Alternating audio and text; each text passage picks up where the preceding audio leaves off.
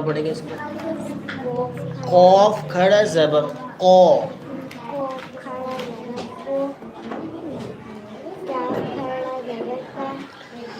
اچھا بہت سے لوگ یہ سمجھتے ہیں کہ موٹے پڑنے کا تعلق کس سے ہے؟ ہونٹوں سے ہے شاید. تو وہ ہونٹ گول کرتے ہیں, ہونٹوں سے موٹا بڑھنے کی کوشش کرتے ہیں, لیکن اس کا تعلق اس سے زبان کی جڑ سے ہے.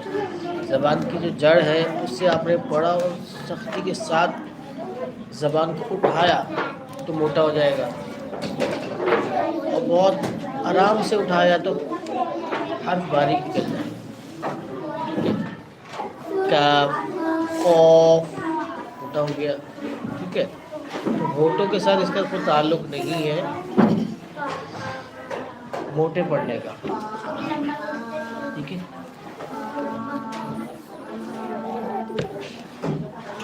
یہاں سے ٹھیک ہے آپ کو سمجھ. اعلی